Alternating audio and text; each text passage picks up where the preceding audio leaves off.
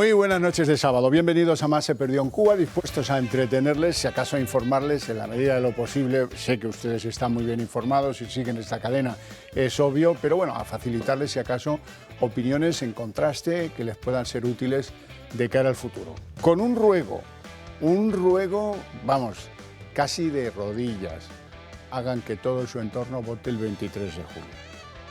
Hay que hacer que esto sea una página de la historia negra de nuestro país, que se acabe, cuanto antes. Luego que hoy es que no tengan miedo al es que nos da igual. Si perdemos a estos de vista, hemos ganado tanto, sí, ya sé que las calles estarán menos tranquilas. Bueno, ya, ¿y qué? ¿Y qué? ¿Le vamos a tener miedo a eso o prefieren arruinarse? ¿O prefieren con las leyes inmaduras? ¿O prefieren seguir con las imposiciones de género y de número? Ay, por favor. Oiga, por cierto, que lo de las imposiciones no es algo de lo que esté libre de culpa Feijóo, ¿eh? Ayer se quedaba una mujer en Galicia que aspiraba a ser profesora de violín después de sacar un 100 en la prueba de calificación. Como no tenía el C1 de gallego o de galaico, pues resulta que se quedó sin el empleo público. Galicia, que presume luego Feijóo por ahí, de que voy a hacer que toda España sea como lo que he hecho en Galicia. Pues vaya, ahí tienes una asignatura pendiente. Bueno, hoy vamos a hablar de Sánchez, porque conviene hablar de Sánchez. Ustedes necesitan tener el encuadre total hasta el último minuto del tipo este. Tipo que, por cierto, el martes va a aprobar la oferta de empleo público, en plena campaña electoral. Si es que es siempre lo mismo, desde el primer día. El día que firma el decreto de disolución de las Cortes, reparte 440 millones entre las televisiones que luego se pelean por hacerle entrevistas. Aquí no lo verán, pero sí, yo les avisaría con tiempo para que compren las palomitas, porque si viene sería para comprar palomitas. No va a venir, que va. Él ya sabe dónde va y por qué. El para qué también lo saben ustedes, ¿verdad? Que aquí no hay misterio ni que yo quisiera. Bueno, les presento a mis invitados hoy con eterno agradecimiento porque la noche viene calurosa, por lo menos en Madrid, casi toda España, es igual. Don Percival Manglano, muy buenas noches. ¿Qué tal? Buenas noches. Bueno, sin que sirva de precedente, estoy completamente de acuerdo con algo que ha dicho usted, y es el 23 de junio a votar. Claro, tú sabes esa cuñada con la que te malllevas en los cumpleaños, en las Navidades, que encima una vez votó a Podemos y también que vaya a votar, aunque no vote en tu caso al PP, que es lo que a ti te gustaría. Que no, pues sí, que vaya y que vote, que así la participación se quedará en lo que debe ser. Bueno, tengo que presentar a don Percival antes que nada, abogado, expolítico, fue consejero de Economía en la Comunidad de Madrid. Es diputado del Partido Popular en el Congreso de los Diputados y aspira a volver a repetir en esa condición. Así es, pues candidato en las elecciones aquí en Madrid. Mucha suerte por si se me olvida. Gracias. Luego. Don Ricardo Ruiz de la Serna. Buenas noches, Xavier. Abogado, analista político y sin embargo buena persona. Sí. Tú, la guerra contra los abogados que tienes declarada, Xavier. ¿Sabes que vamos a producir un programa a instancia, entre otras personas tuya, dedicada a las injusticias de la justicia? Sí, sí. Hablamos poco de justicia, debería hablarse más. O sea, que a mí me pondrás en un sello, el valor se le supone, digo yo. Tú ya lo tienes, hombre, bueno, no necesitas justificarlo. Pero se habla poco de justicia. Se habla muy poco y están pasando cosas extraordinarias. A ver si ahora que estamos en campaña electoral sale una de Podemos y luego la copia uno del PSOE, como Sánchez, con eso de que voy a arreglar las listas de espera de la sanidad con una ley. ¿Y qué vas a poner? Unas argollas a los médicos para que operen a las 3 de la mañana. ¿Cómo lo vas a arreglar esto? Guapa. Bueno, lo de guapa ya me perdonarán, que eso debe ser hasta incluso machista. Guapo, porque también Sánchez al día siguiente salió al rebufo de la propuesta que se creen que con leyes se arreglan problemas estructurales. Y eso no es así. Eso no es así. Copien de donde haya menos listas de espera y olvídense de donde hay muchas listas de espera. Por ejemplo, olvídense de Cataluña y copien a Madrid, por ejemplo. Esto es así. Y vean qué soluciones. A lo mejor es el entendimiento con la sanidad privada, ¿verdad? Uy, eso no. Eso a los comunistas les produce alepori. No, eso ni de coña. En fin, continúo con las presentaciones, que si no me enrollo y vamos mal. Don Iñaki Ezquerra, muy buenas noches. Buenas noches. fundador del Foro de Hermo, analista político, bueno, el hombre que más sabe de Pío Baroja en España, un intelectual, en pocas palabras. Como poco, sí. Gracias por estar aquí. Y, last but not least, don Miguel Ángel Ferrero. Muy buenas noches. Es abogado penalista que, por cierto, está dándole un repaso al fútbol español desde su despacho. Sí. Lo está dejando que ni la Real Academia limpia, brilla y deja esplendor en el fútbol. Yo espero, sigo con mucho interés sus iniciativas en ese terreno. Muchas gracias. Él es expolítico, le dedicó unos años de su vida al Partido Socialista en los entornos de la provincia de Madrid o de la región de Madrid, como prefieran. Ambas cosas son verdad. Ambas cosas. Y buenas noches y gracias por estar aquí. Muchas gracias a vosotros. La promesa es que íbamos a empezar hablando de Sánchez. Vamos con lo primero. Dice que es un político limpio y que a él el móvil, si no es que se lo han intervenido en Marruecos, está limpio, mucho más limpio que el de Rajoy. Mira que hay que tener cara. Que lo del Sáhara no ha cambiado nada. Que si Argelia nos cortó el gas, pues a lo mejor sería por otra cosa. Digo yo, no sé qué explicación le da que no tengamos todavía embajador de Argelia en España, ¿no? Y no sé, bueno, y claro, y le echa una bendición, bueno, como son socialistas, dejémoslo de bendición, si acaso le echa unos elogios a José Félix Tezanos, Jofete, por haberle prestado un rendimiento y unos servicios que luego iremos viendo con más detenimiento. En el pasado, sí hubo un presidente del gobierno que salió en los medios de comunicación SMS de apoyo a un corrupto como fue Bárcenas. El problema es que hoy no tienen nada contra mí. ¿Sabe por qué? Porque yo soy un político limpio. No soy perfecto, pero soy limpio. Soy una persona limpia. Usted mira cuál es la posición del gobierno de España respecto al Sáhara Occidental. Es perfectamente compatible, totalmente compatible con Naciones Unidas. Nosotros estamos diciendo que tienen que ser las partes en el marco de Naciones Unidas las que encuentren la solución. Es verdad que se dice mucho esto del CIS, pero el CIS, junto con otros medios de comunicación, por ejemplo Grupo Prisa, creo recordar también que El Diario, lo que hacen es mostrar públicamente, con transparencia, con absoluta transparencia, sus ingredientes. Hay otras encuestadoras a las cuales usted, por ejemplo, se refiere, que lo que hacen es darte el plato. No te dicen exactamente, ya cocinado. No, ya te dan el plato cocinado. No te muestran los ingredientes. Para cocina la de Jofete, no hay ninguna más. Es la mejor de todas. Luego lo veremos más adelante, a lo largo que avance el programa. Pero bueno, yo creo que lo del Sáhara y esta manía de cuando alguien reitera 3 veces soy un político limpio, miau, ya saben que está mintiendo. Don Ricardo. Ahí creo yo 2 cosas. Una es esta de comunicación, ¿no? Sitúa su mensaje en el marco de si él afirma que él es un político limpio, la discusión estriba en si en efecto es limpio o no es limpio, ¿no? Y se pone en ese marco. Pero luego creo que hay otra cuestión más delicada con el tema del Sáhara. En realidad él nunca ha explicado a qué se debe el cambio de su gobierno. Ni por qué no lo pasó por el Congreso. Y él en la entrevista trata de justificarlo a partir de que es acorde con el derecho internacional, que esto también podríamos discutirlo, pero bien. Y no entra a explicar a qué se debió ese cambio, cuál es el interés nacional de España, que resulta beneficiado porque en realidad al interés nacional de España el cambio de la política le ha venido bastante mal. No ha ganado nada con Marruecos y lo ha perdido todo con Argelia. Y eso nos ha costado miles de millones de euros a los españoles, que lo sepan. Percival. Al hilo de la cuestión de Argelia, que como saben ustedes, y lo ha aludido al principio, el conflicto en torno al Sáhara lo que llevó a es que nos cerrasen un gasoducto y por lo tanto que tuviésemos menos suministro de gas de Argelia.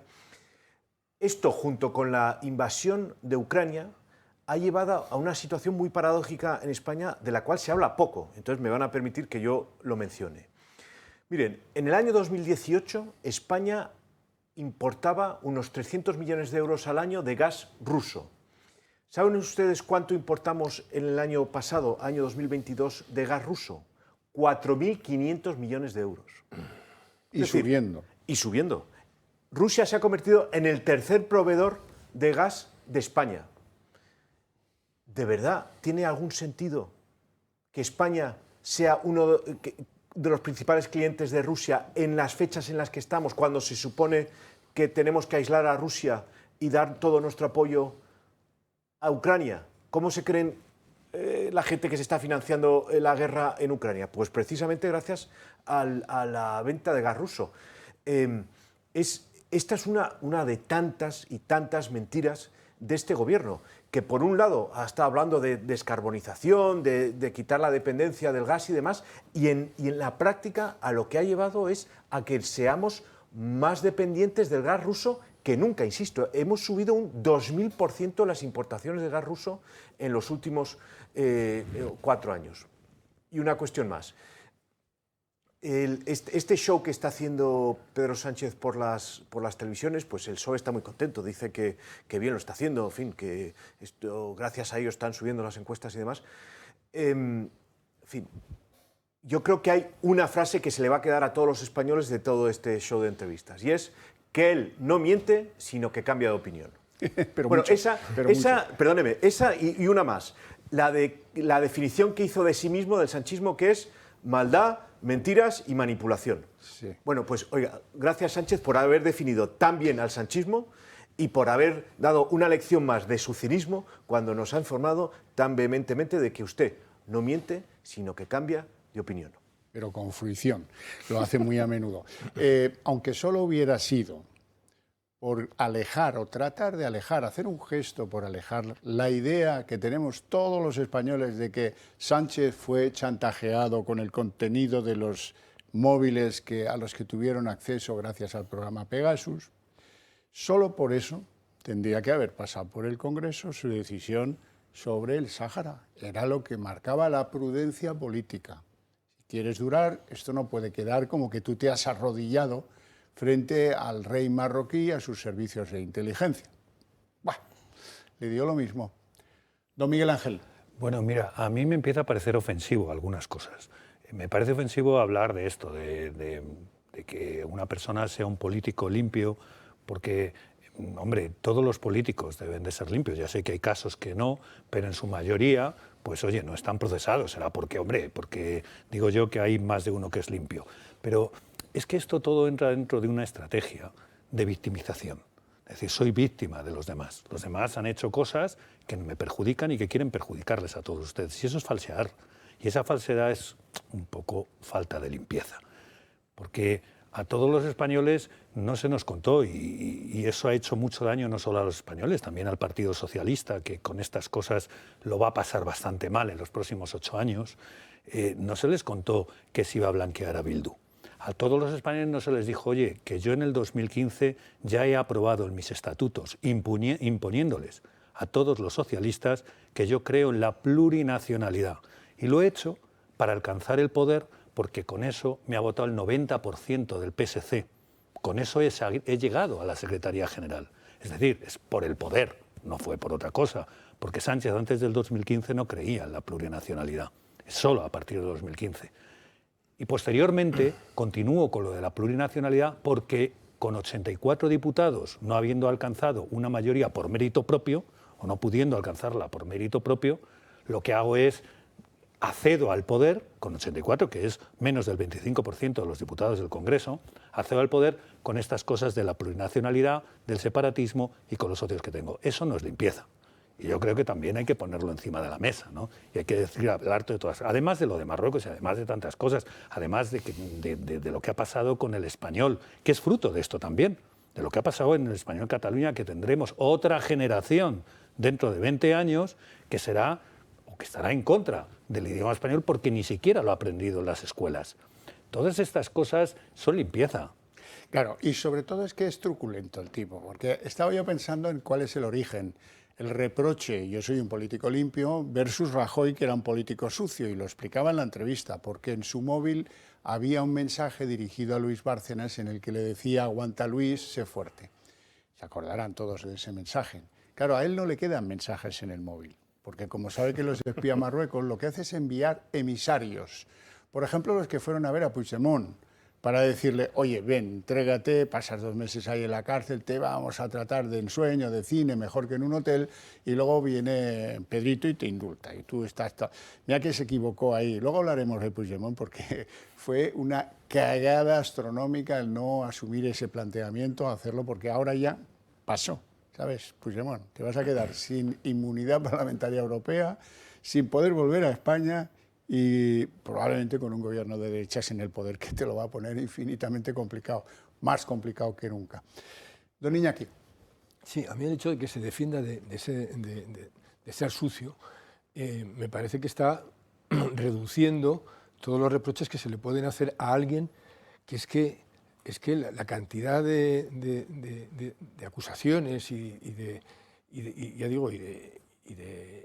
objeciones y de reproches que se le pueden hacer es que es infinita. Es decir, que no va a perder unas elecciones porque no sea limpio, no, las va a perder porque es manipulador, porque es mentiroso, porque no tiene escrúpulos, porque es, a la hora de la verdad, un maltratador político. Porque esto es lo que más se ve. Es decir, que, o sea, ya, y el hecho de que nos obligue a ir a elecciones en un verano, en un mes de julio, esto es un caso de maltrato político. Es decir, que esto lo que nos está es diciendo a la población, a la ciudadanía, que le importamos un huevo. Yo me acuerdo aquella canción que había cuando la pandemia de ¿quién me ha robado el mes de abril? Y ahora, ¿quién nos ha robado el mes de julio? Y nos lo ha robado este señor. Entonces, o sea, el cúmulo de reproches y el cúmulo de críticas es tan enorme contra Sánchez, y hay tantas cosas. Claro, estábamos hablando del Sáhara, pero es que viene su comportamiento autoritario en la pandemia, a golpe de decreto, todo. O sea, es que es todo tan... es tan inmenso lo que se le puede reprochar, que incluso cuando él se está defendiendo de esa presunta suciedad, o yo soy limpio, es que se está defendiendo de muy poco. Es decir, que lo que se le puede echar en cara es muchísimo. Entonces, bueno, pues yo creo que está en eso, en Telesánchez, en una propaganda. Ahí me has puesto el toro en suerte. Es Telesánchez, es un señor que se ha convertido en un holograma y además y con una verborrea que en ese sentido imita a la de Pablo Iglesias, porque son personajes que no paran de hablar y además lo hacen sin fisuras. Quiero decir que yo sé que cuando muchas veces tengo que opinar, a veces me paro. Pero es porque trato de decir cosas cabales, a veces incluso cuando estoy opinando sobre algo, puedo incluso rectificar interiormente o querer matizar, en fin. Pero no, esta gente, tú le ves que no, en ningún momento hay una pausa, en ningún momento reflexiona. No, ellos lo tienen todo preparado, es un discurso que nos lanzan, un rollo que nos meten, y bueno, pues en eso está, y quiere que eso funcione. Telesánchez. Vamos a Telesánchez. Tengo mucho interés en que veáis a continuación un breve fragmento por dos cosas. Una de carácter de psicoanalista. El psicoanalista te dirá que es fácil mentir, pero no dura siempre, porque a la larga te equivocas con una palabra, que es lo que le pasa a Nadia Calviño, que te manda al traste la idea. Claro, es lógico. Es que hay que tener mucha carrera, venir muy entrenado para mentir cada día y que no se note, que tus labios no te denuncien. Y la segunda es algo que todos los que han manejado público en directo en los shows de televisión lo saben perfectamente. Las risas o los aplausos. Los aplausos tienen que parecer naturales, tienen que tener un arranque de aplauso, no pueden ser los aplausos del Partido Comunista Chino, porque entonces la hemos jorobado. En términos televisión. Y las risas deben ser espontáneas. Si las risas son de muelle, ¿qué es una risa de muelle? Había una pareja de humoristas que lo hacía muy bien. ¿Se acuerdan de eso, no? Eso es una risa muelle, que es la que sacan tanto Pedro Sánchez como Nadia Calviño en una pieza absolutamente deliciosa de lo que es Telesánchez. Nos costó mucho conseguir la cuadratura del círculo, el acuerdo con la Comisión Europea, con los agentes sociales, pero... Y la ayuda de un diputado del PP. Sí. Gracias. Yo creo que el destino estaba de nuestro lado, el presidente. Yo me acuerdo de la cara de todos en esa votación. Sí, la verdad porque estábamos, Nadia, ahora lo recordamos con una sonrisa. Sí. Y este año España va a tener el déficit más bajo en términos de PIB de las grandes economías occidentales. A mí esta diapositiva me parece impresionante, quiero decir, impresionante. estaba pensando en otras épocas. Me parece impresentable. Ahí es donde se refleja lo que acto piensa fallido. de verdad Nadia Calviño de su ejecutoria al lapsus frente está la del verdad. Ministerio de Economía. Claro, y la risa muelle, ¿qué me dicen de la risa muelle? ¿Es reveladora o no es reveladora? Percival. Bueno, yo cada vez que veo a Calviño no puedo evitar recordar la afirmación esta que hizo en el Congreso, creo que fue en febrero, que ella donde iba a hacer la compra notaba que estaban bajando los precios Sí. de la cesta de la compra. Es Oye, que y mira compra- que le hemos preguntado a veces, oiga, ¿dónde hace usted la compra? En el bar No ha del habido forma. Congreso, en el bar del Sí, bueno, Congreso sí, que ya. tengo entendido que los cubatas son regalados, prácticamente regalados. Pero bueno, más allá de, en fin, de, por supuesto, el lapsus, que como bien dice Iñaki, en el lapsus encontrarás la verdad, y las risas muelle esta que decías, ayer se publicaba un dato que es demoledor. Y es que, según datos del Banco de España, hay 1,7 millones de familias en España que no pueden cubrir sus necesidades básicas. Es decir, que no pueden hacer la cesta de la compra, pagar su calefacción o pagar su hipoteca, ¿no? Lo básico. 1,7. Y en la última legislatura ha subido en más de 300.000 familias, estas que no pueden cubrir sus necesidades básicas.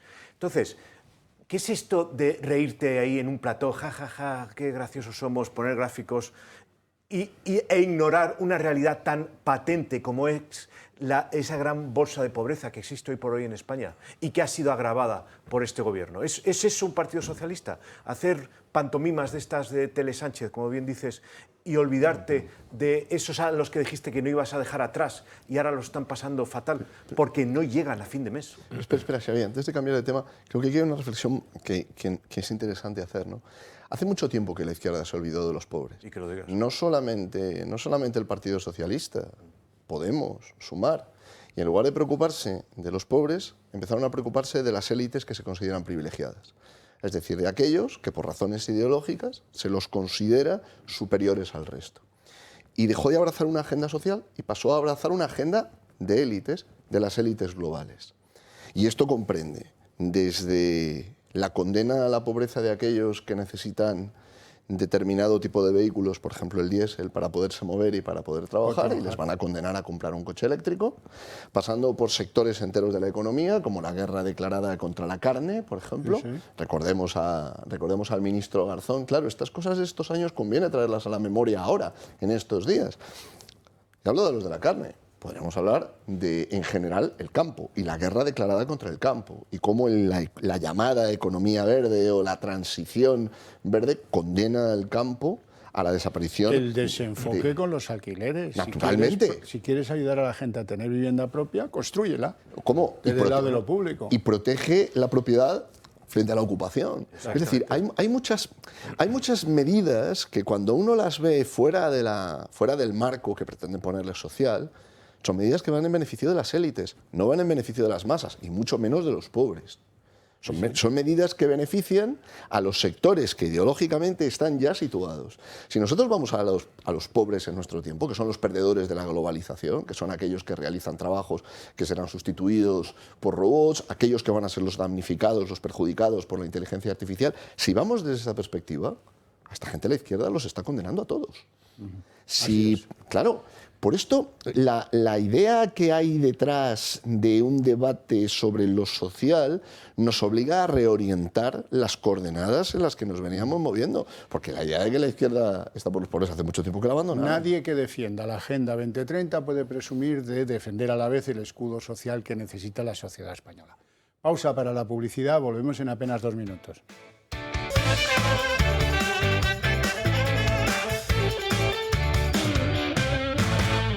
Volvemos.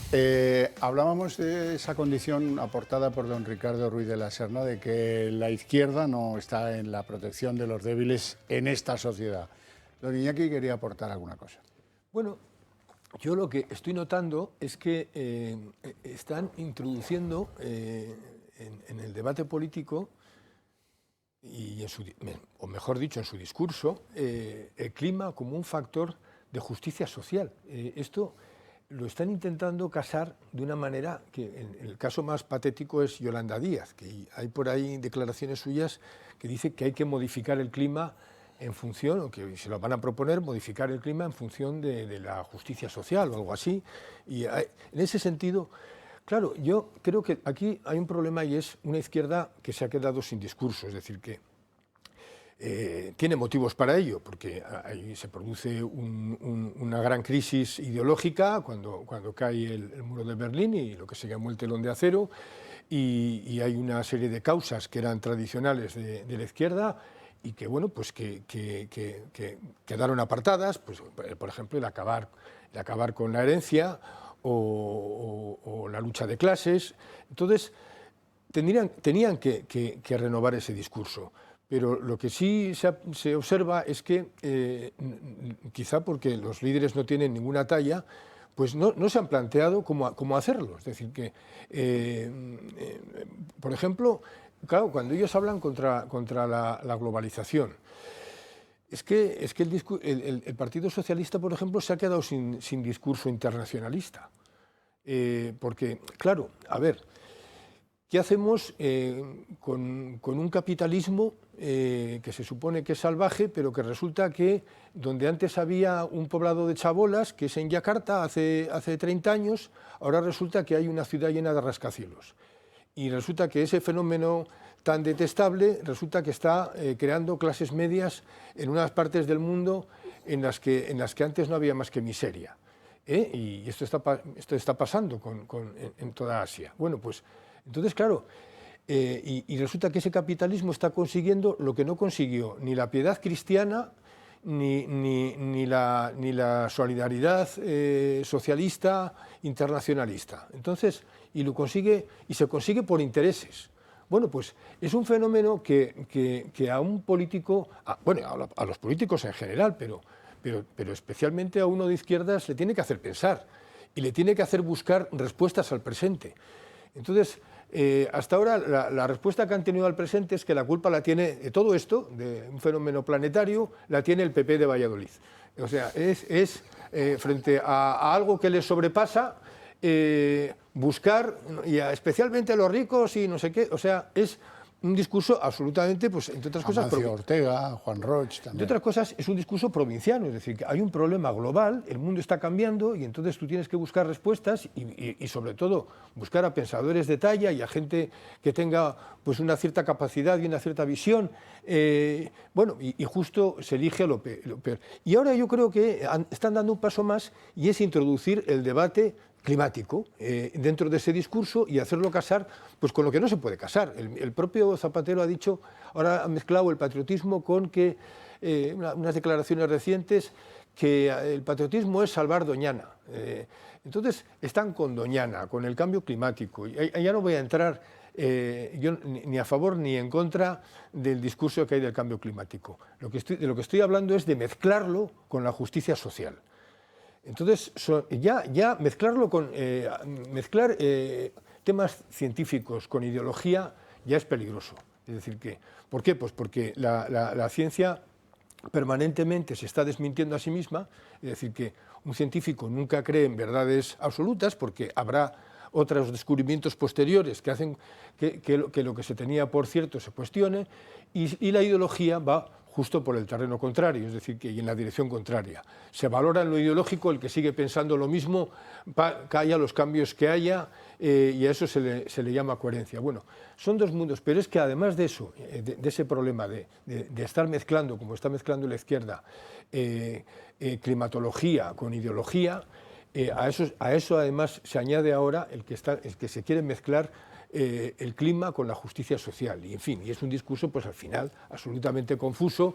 Y ya digo, el caso más patético es Yolanda Díaz, pero es que en el fondo además es que está encubriendo ese discurso injusticias. Lo acabas de citar ahora, habéis hablado de la Agenda 2030. La Agenda 2030, para empezar, no es algo vinculante, es algo que cada país se compromete en la medida en que quiere, pero además es que es una agenda que está absolutamente planteada desde una perspectiva deshumanizada y claro, y en un momento en el que, como decía Parcival, está creciendo la bolsa de pobreza en España, unos señores que te están hablando permanentemente del futuro, del clima y de una serie de cosas, y de acabar con los coches que funcionan con gasolina, o sea, Resulta yo no he visto un gobierno más enajenado de la realidad social que este. Miguel Ángel Ferrero. Mira, el PSOE, a primeros de esta década, incluso a primeros de este siglo, estaba en la justicia social. El PSOE defendía toda la justicia social como su identidad máxima frente a lo que traían otras opciones políticas. Todo eso ha cambiado. Empieza a cambiar en el año 2005-2006, con unos cambios ya en ponencias políticas, pero la realidad, el gran cambio se hace con la llegada de Pedro Sánchez al Partido Socialista. Se abandona absolutamente y ya pasa a ser lo que hemos llamado alguna vez eco-fe-en-gen, ¿no? Ecología, feminismo y género, ¿no? Mira, las dos últimas pueden tener algo que ver con las teorías de Petit y las teorías que tienen que ver, pues, libertad entendida como ausencia de dominio, no como ausencia de coacción, que dirían los liberales, ¿no? Tienen que ver con eso. Podríamos buscar alguna identidad dentro del PSOE en esa parte, ¿no? Pero en la ecología es refractario. Por lo que estaba explicando Iñaki y lo que ha dicho Ricardo, ¿no? Es refractario, no tiene nada que ver. Tú no puedes decirle a un trabajador que solamente tiene un coche que no le vas a dejar ir a ninguna parte porque solamente vas a dejar ir a las élites que tienen acceso a los coches eléctricos. Precisamente de lo que se trataba era de que las clases menos privilegiadas pudieran tener acceso a lo que todos los demás tenían. Entonces es refractario absolutamente. Entonces, cuando se vende esto, y se vende desde lo que llama Sánchez las terminales mediáticas, ¿no? Lo que él llama terminales mediáticas, ¿no? Dentro de su víctima, dentro de lo que él cree que es, ¿no? Una víctima, ¿no? Bueno, pues cuando se vende esto y sacan a los ecologistas, a mí me llama poderosamente la atención cuando sacan a los ecologistas del Ministerio de Transición Ecológica y te dicen, no, es que para nosotros, cuando ya se desvisten, dicen, lo más importante es el decrecimiento. Sí. Lo más importante para nosotros es decrecer, es que tengamos menos, es que consumamos menos. Y lo dicen ya abiertamente. Oye, es que tener menos significa que los que menos tienen todavía van a ser infinitamente más pobres. Porque el que más tiene, el que está nadando en abundancia, no le va a afectar en absoluto. Comprará carne de buey de Kobe. Claro, efectivamente. El que menos tiene, sin embargo, no va a tener nada, no va a tener donde caerse muerto. Ricardo. Lo que pasa es que quería hablar un momento sobre lo que decía Iñaki Ezquerra, porque es verdad esta descripción, ¿no? de cómo las ciudades han crecido, de cómo ha habido un crecimiento económico. Lo que ocurre es que ha sido un crecimiento muy desigual. Entonces, es verdad que nosotros tenemos esta visión, que es la que siempre se nos muestra, ¿no? La Agenda 2030 siempre muestra este crecimiento de las ciudades, los rascacielos, esa pretendida modernidad verde. Lo que no nos muestra son los perdedores, los excluidos. Por ejemplo, cuando vemos el centro de las ciudades y el desarrollo urbano, no pensamos en las personas que han sido expulsadas a la periferia. No pensamos, por ejemplo, la modernidad era movimiento, ¿no? Y no pensamos en las personas que tienen que hacer 1 hora y media, 2 horas todos los días para venir a trabajar al centro desde las ciudades dormitorio. Entonces, cuando tratamos de ampliar un poco la perspectiva, vemos que esto ha sido una construcción ideológica de la izquierda. Es decir, de donde bebe el Partido Socialista, Podemos, Sumar, es de las ideas del Foro Económico Mundial. Es precisamente de los centros de pensamiento donde se ha creado esta idea de que lo mejor que les puede ocurrir a las clases populares es no tener nada. ¿Tú te acuerdas y que quién ellos fue son una amenaza? El primer invitado de Sánchez en Moncloa? Sí, Soros. George Soros. Soros padre, porque Soros ahora padre, ha dejado el poder en las sociedades y ha pasado a tenerlo el hijo. Los años también pasan para los amos del mundo. Sí, Hombre, claro. Fue Soros padre. Por cierto que no estaba en el libro de visitas reglamentario del que pisa a Moncloa. Bueno, vamos a algo en lo que puede que tenga... No tiene razón, lo pienso mejor, pero tiene cierta justificación porque son cosas ásperas, difíciles, que pueden enfadar. No le recomendaría yo que las expusiera en público porque eso es como invitar al que te ofende a que te siga ofendiendo. Pero él dice que está ofendido de las cosas que le dicen, que él es un narcisista. ¿Cómo pueden decir? O que su mujer. Lo que dicen sobre su mujer está claro que le afecta. Y puede que sea hasta injusto que se hable de la mujer del presidente.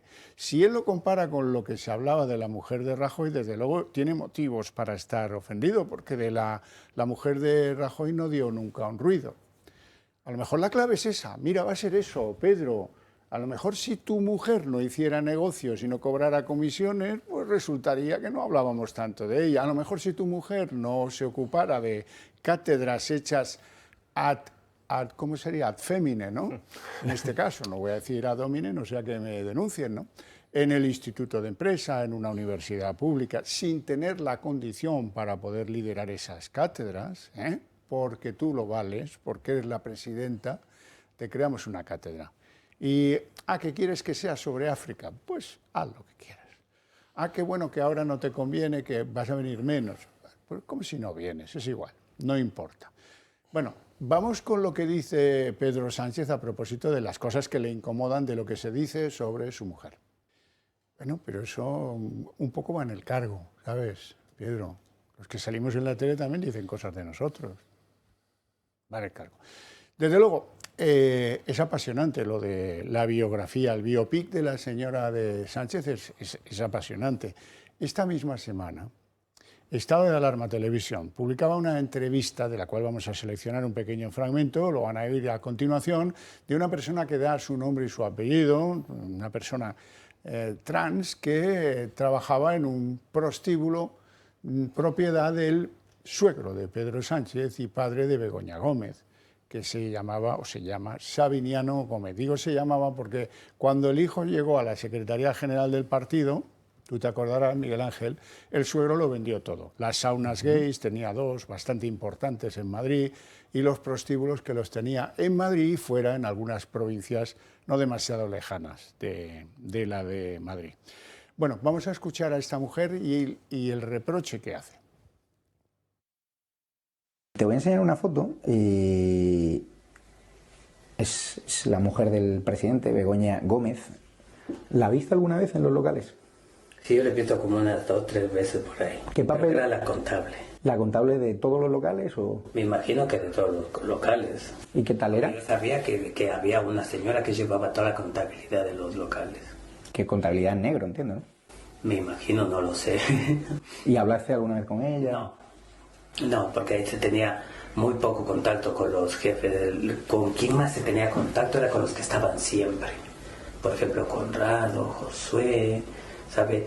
Con ellos siempre, hola jefe, buenos días jefe, buenas tardes jefe, ¿sabes? O sea, que tú le pagabas a las chicas y entiendo que... No. Yo hacía la caja, por ejemplo, ¿no? En el tiempo que yo estuve, hacía la caja, yo ponía todo el dinero en un sobre con las hojas donde había especificado, por ejemplo, cristal, por ejemplo, 200 euros, ¿no? Pues Pedro, ya lo siento, pero esto es un poco más feo que lo que tú denunciabas en las entrevistas con Évole. Qué personalidad la de Begoña, que luego ha resultado ser pues la que dirige cátedras universitarias. Ahí no hace falta contar el billete y meterlo en sobre, todo es mucho más simple, viene dado, ¿no, Miguel Ángel? Sí, vamos a ver, yo ese asunto lo desconozco totalmente, pero sí que conozco, y además lo dije en este programa, en el año 2014 o 2015, cuando me parecía que se estaban haciendo las cosas, ya se estaba yendo cuesta abajo en el Partido Socialista, sí que conozco y me pareció muy mal que subiera Begoña con Pedro Sánchez a un escenario con la bandera de España detrás, que era kilométrica, era todo el escenario con la bandera de España detrás en unas pantallas que debieron costar un dineral, porque en ese tiempo poner pantallas detrás decenas y decenas de metros cuadrados, y los dos subieron cada uno elevando el brazo como la pareja que iba a acceder al poder. Esto en Estados Unidos es muy típico. Se elige a una persona, pero la pareja también tiene una implicación. Normalmente es la primera dama, no sé cómo se llamaría ahora, ¿no? Si es una mujer la que llega, pero es así, es la primera dama y tiene una responsabilidad. En España no. En España esto no es así. Y en el PSOE muchísimo menos. En el PSOE nunca había sido así. El acercarse y el tomar esa posición de poder en un mitin, como que se elegía a 2 en el PAC en vez de a 1, es un paso que no se discutió con nadie. Es una decisión que había tomado Pedro Sánchez. Yo la critiqué aquí en este programa muy duramente, porque me parecía que las mujeres por sí solas tienen que tener su vida, y los hombres por sí solos la suya, y que son independientes. Y los que defienden además que sean independientes, precisamente, no pueden estarnos luego hablando de estas cosas que se utilizan para el granero de votos del feminismo. Por una parte digo una cosa, pero por otra parte algo a la contraria. Al Caraván zancudo, a los demás consejos, pero para ti ninguno. Y eso es lo que yo diría que Sánchez ha hecho mal desde el principio, incluyendo a su mujer. Iñaki. Sí, es que, claro, además, es que ese modelo del matrimonio que se postula para gobernar, es que es el mismo, está calcado del que forman Pablo Iglesias y Irene Montero. Es decir, que es que no es casual. Es que resulta que va todo incluido. Es decir, que si usted me vota a mí, mi compañera va conmigo y también va colocada. Entonces, primero, hay un alarde de machismo.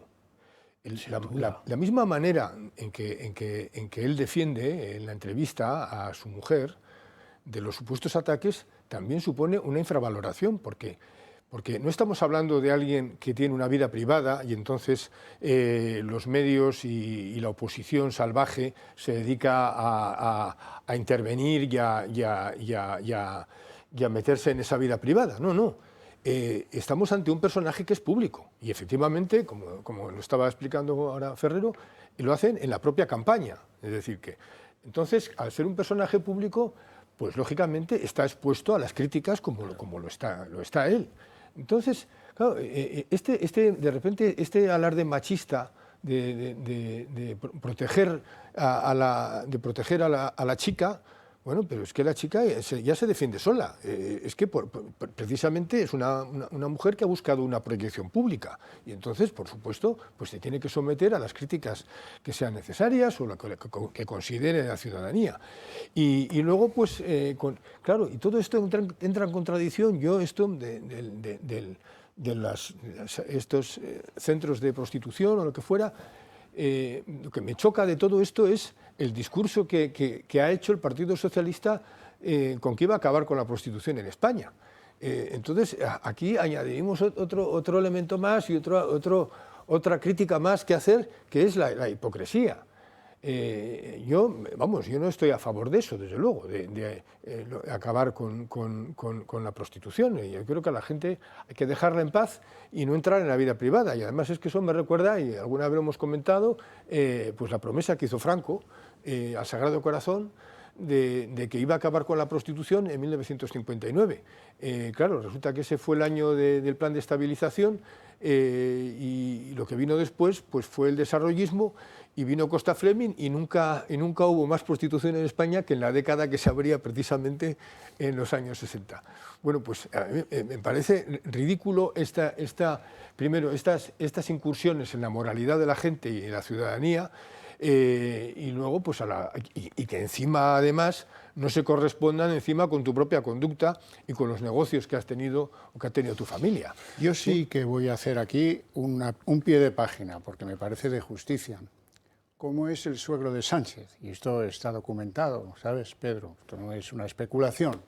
El suegro de Sánchez que era el propietario de unas saunas, una por cierto muy cerca de Ferraz, una se llamaba Azul y la otra no me acuerdo cómo se llamaba, es igual.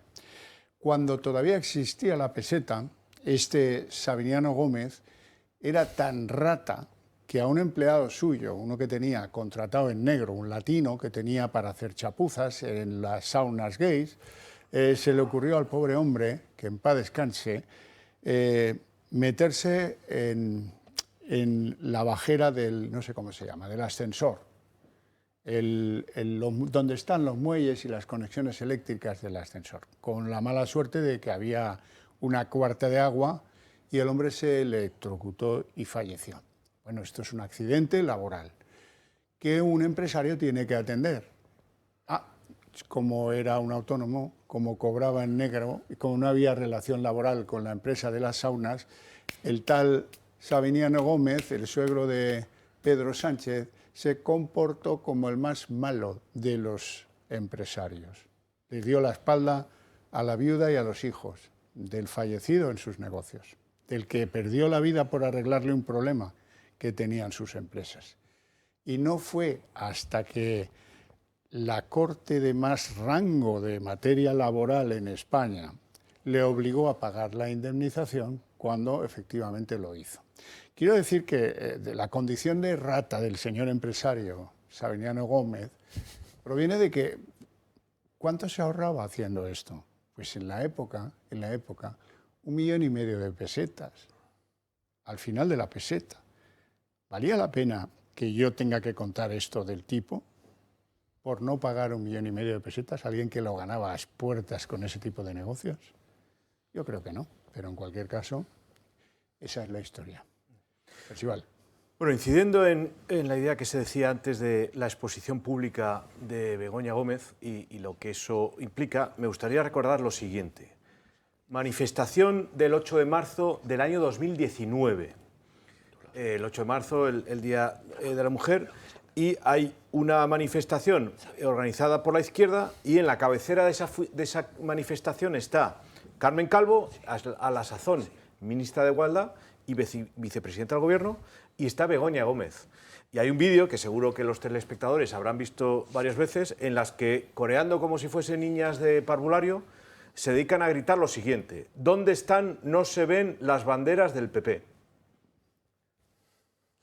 Repito, ¿dónde están? No se ven las banderas del PP. Esto la esposa del entonces presidente del Gobierno, junto con una ministra del Gobierno. La rima es penosa, ¿eh? Es penoso, pero claro, si juegas a esto, si juegas a meterte en el debate político, pues claro... es lo que tiene, ¿no? Es lo que tiene. Esto viene con todo. Y a ver, y no prejuzgo nada y no estoy acusando de nada. Pero lo que sí digo es que se ha expuesto y ha entrado en una lógica política una persona que es la esposa del presidente del Gobierno y con una exposición y un nivel de críticas al partido que es contrario al de su marido que no tenía ninguna necesidad de hacer.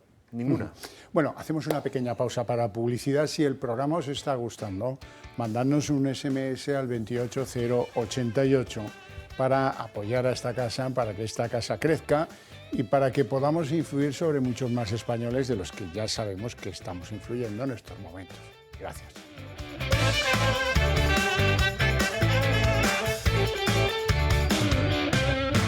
Bueno, y por acabar con el mundo Sánchez, de Tele Sánchez, de la gran productora internacional. Por cierto, la serie, ¿alguien ha visto algún capítulo de la serie? Esa que costó tanta pasta y que se filmó con él en Moncloa. A lo mejor se meten con él por cosas como esa. Digo yo, me da lo mismo.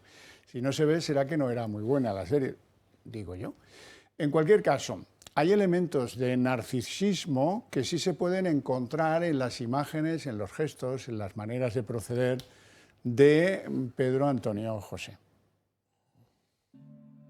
Sánchez está dejando claro su argumentario en todos los medios de comunicación. Un argumentario en el que defiende que nunca pactó con Bildu, que jamás dijo que no dormiría si gobernara con Podemos o que mintió sobre el indulto a los golpistas, sino que cambió de parecer, con el fin de apaciguar la situación en Cataluña. Su lenguaje corporal y palabras permiten dibujar un perfil psicológico del personaje. ¿Encaja con las características de un trastorno narcisista de la personalidad? Movimiento de ojos de arriba abajo y hacia la derecha cuando la entrevistadora le contradice. Denota una sensación negativa, incomodidad al comprobar que Ana Rosa no acepta sus argumentos y le refuta. La oposición de la periodista choca con la exigencia de admiración de Sánchez, que cree que todo lo ha hecho bien y cuando no, ha rectificado. Esta exigencia de admiración es una de las características del narcisista. El nerviosismo y la ansiedad son palpables cuando el presidente traga saliva. Sánchez intentó contrarrestar esto convirtiendo la entrevista en un monólogo. Es que, Ana Rosa, lo que quiero decir con esto es que una cosa es pero ¿cuánto tiempo tengo?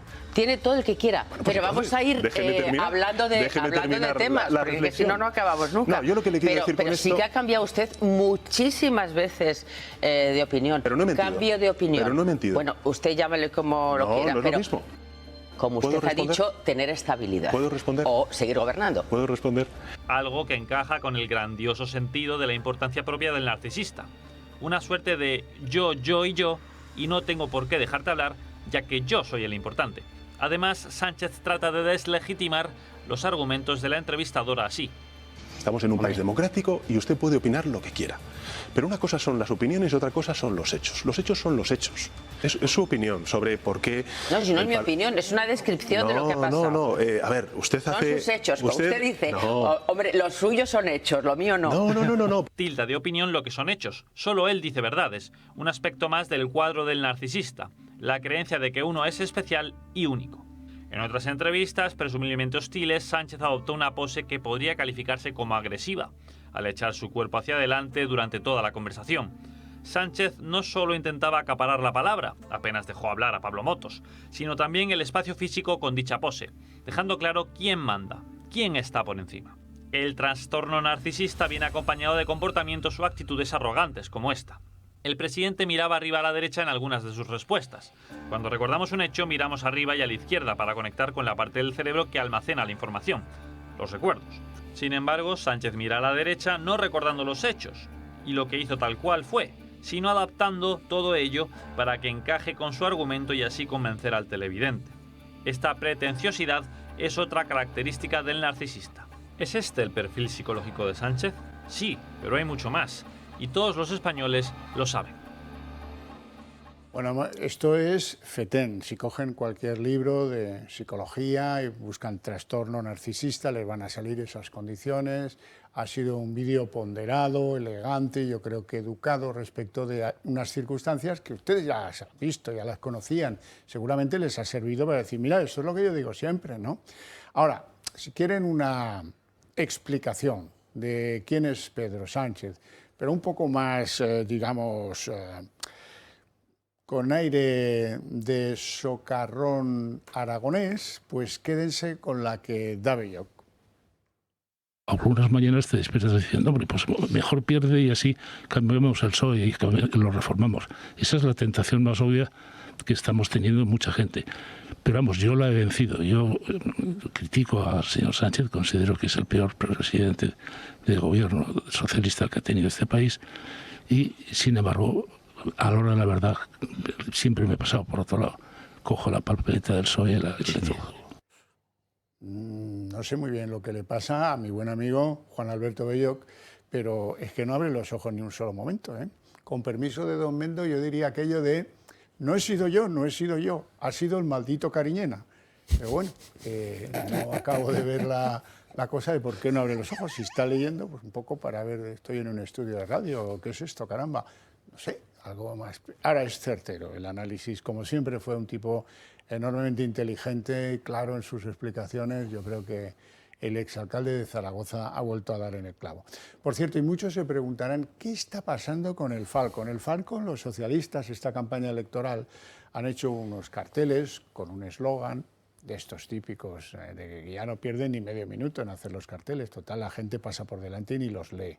Bueno, y hay un Falcon, hay una flecha que recuerda al Falcon. Y la pregunta que nos hacemos todos, el primero que se la hizo fue el debate, dice, oiga, vamos a ver, si hay 33 vuelos fantasmas con Falcon a la República Dominicana y Moncloa solo reconoce 5, que ya son bastantes 5 vuelos a la República, como dicen los dominicanos, que entienden que no hay ninguna más, por lo menos que se pueda comparar.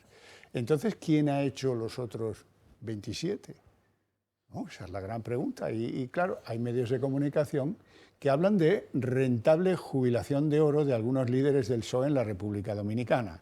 Ahí aparece el señor del peluquín, José Bono, se llamaba. Sí, José Bono, efectivamente. También hay quien dice que Felipe González, que ha cumplido 80 años, Felipe González, pues que tiene doble pasaporte, que hay unos cuantos líderes socialistas españoles que tienen doble pasaporte, que van allí con frecuencia, pero ya me extraña, a Bono sí, porque Bono ha salido mediador del asunto de Marruecos y le ha prestado servicios no conocidos, sobradamente conocidos, a Pedro Sánchez. Bono seguro que ha usado el Falcon para alguna aventura. Que tenga que ser la dominicana, que está tan lejos, eso ya no lo sé, pero por ahí seguro que hay algo. La cuestión es que de todo esto, de los gestos, de la psicología que refleja el presidente del gobierno en funciones, ese que tenemos que echar el día 23, de los viajes y de las opiniones de Belloc, que es de lo que yo ahora os pregunto. Miguel Ángel. Mira, hablando sobre esto que comentabais de que la manera de conducirse, a mí lo que más me importa dentro de lo que está pasando ahora mismo, más allá del narcisismo del presidente, que yo coincido y que me parece que es una constante en su personalidad, a mí lo que me parece más odioso de todo esto es que se pongan encima de la mesa todo lo que se ha hecho mal por parte suya y se diga todo es mentira. Entonces ya da igual lo que pase. Es un pack y el pack es que tengo un problema con el Falcon, saco el Falcon mucho más. Que tengo un problema porque se dice de mí que he blanqueado a Bildu, pues digo, no, Bildu no tengo nada que ver con ellos y además por retraso lo de Navarra hasta después de las elecciones. Que tengo un problema con los pactos, saco a Vox, pero en general asumo como verdad todo lo que me digan y a partir de ese momento digo, y todo es mentira. Lo he asumido primero, pero luego digo que todo es mentira. Eso es lo que está haciendo el presidente del gobierno, para poderse defender de todos los demás. Fíjate, dijo una cosa hace poco, que yo me la he apuntado aquí, dijo que se le estaba tratando de deshumanizar con estrategias trampistas, ¿no? Cuando lo que estaba utilizando era una estrategia trampista, precisamente, que se le estaba intentando deshumanizar hablando del sanchismo. Yo, conociendo al personaje, diría que está encantado de que se hable de sanchismo. Encantado de la vida de que se hable de sanchismo y que posteriormente dijo fijaos que contra mí es todo lo malo y contra los demás no se ha hecho nada. Y le afearon, oiga, pero es que usted también hablaba de marianismo, es que usted también hablaba de aznarismo, es que usted ha utilizado el mismo mensaje que dice que le están criticando. No supo salir en ese momento. Bien, esta es la clave y esto yo creo que es lo esencial de todo esto. La mentira que se nos está introduciendo a todos los españoles sobre que las cosas que se han hecho mal no es verdad. Todo eso es una crítica de la derechona de toda la vida que pretende que nosotros, en fin, no volvamos a gobernar, que gobernamos muy bien para todos nosotros. Como por ejemplo Belloc. Iñaki. Sí. Bueno, esto que dice Miguel Ángel de que ve que le quieren deshumanizar, es que el problema que tiene es que no es humano. Quiere decir que no hace falta que le deshumanicemos porque él mismo, en el comportamiento que tiene, yo casi diría, responde de una manera casi robótica. Es decir, que a los estímulos, en fin, esa sonrisa que tiene de plástico, quiero decir que no tenemos que hacer ningún esfuerzo por deshumanizarle. Pero luego, por otra parte, todo esto que estaba saliendo de la República Dominicana, a mí, vamos a ver, sobre todo cuando estamos ante unos líderes de un partido que se han erigido en autoridades morales, claro, y que luego a la hora de la verdad quieran burlar la fiscalidad de esa manera, ¿no? La fiscalidad española, ¿no? En fin, pues yo creo que eso vamos, merece una reflexión, ¿no? Y lo relaciono, por ejemplo, con una de las acusaciones que en esta campaña electoral está lanzando Pedro Sánchez contra la oposición, que es: van a acabar con el Ministerio de Igualdad. O sea, y él homologa acabar con el Ministerio de Igualdad con acabar con la igualdad. Vamos a ver, aquí la igualdad no se defiende porque haya un ministerio, que por cierto además es un ministerio que suena a cualquiera que ha leído 1984 de Orwell, suena a orwelliano, es decir, que un Ministerio de la Igualdad. Luego, además, ha habido siempre un dicho, y es que si quieres que un problema no se arregle, crea una comisión, ¿no? Bueno, pues esto es llevar ese dicho, llevarlo realmente a la práctica y al terreno de lo público, ¿no? Si no quieres que haya igualdad en España, crea un Ministerio de Igualdad. Pero claro, lo importante aquí es, ¿qué es lo importante? La igualdad ante la ley y la igualdad de oportunidades. Y eso es precisamente lo que este gobierno y lo que Sánchez ha combatido desde el primer día. Es decir, que aquí no hay igualdad ante la ley porque hay unos señores que delinquen y que se les indulta, y no hay igualdad de oportunidades porque este ha sido un gobierno de enchufes y de nombrar asesores a tutiplén y de amiguismos de la manera más descarada. Entonces, claro, la igualdad a la que tenemos que llegar, que por cierto, no sería la igualdad económica, porque exigir una igualdad económica quiere decir que vas a premiar lo mismo al que trabaja que al que no trabaja, que al que tiene talento que al que no lo tiene. Es decir, que esa es la igualdad que más les gusta a ellos, de las que más les gusta a ellos hablar, ¿eh? Cuando hay otras igualdades que son mucho más básicas y que tienen un sentido mucho más social, yo diría, ya digo, la igualdad ante la ley y la igualdad de oportunidades. Bueno, pues, pero eso no se defiende con un ministerio. Y no se defiende con un ministerio porque lo que detrás de ese ministerio hay es una doctrina que es el chiringuitismo. Es decir, que o sea, usted no porque cree un chiringuito hablando de la mujer, un chiringuito de la igualdad, por eso no se van a defender esas causas. Lo que usted está creando es un pesebre para que vivan unos cuantos del cuento y de esa supuesta causa, que efectivamente son causas muy nobles, pero se defienden de otra manera. No necesariamente hay que crear instituciones orwellianas y, ya digo, y chiringuitos que para lo que sirven es para que vivan unos cuantos amiguetes. Percival. Siguiéndole la lógica a Pedro Sánchez cuando dice que él no miente, sino que cambia de opinión, hay un ejemplo que me parece de libro de cómo ese enfoque es falso y no explica las mentiras de Sánchez. Entonces, yo entiendo que él pueda usarlo pues, para decir eso, que no iba a pactar con Podemos, que después sí que lo hizo, o con Bildu, lo que sea. Pero hay una de sus grandes mentiras de esta legislatura, por la que se le va a juzgar el 23 de julio, es ajena a esta lógica. ¿Y a qué me estoy refiriendo? Pues, en particular en la pandemia, al famoso comité de expertos Cuando él, durante meses, nos aseguró que las decisiones que se tomaban en el Ministerio de Sanidad y él mismo, como presidente del Gobierno, en torno a la pandemia y a la reacción de las administraciones públicas frente a la pandemia, estaban regidas por un comité de expertos.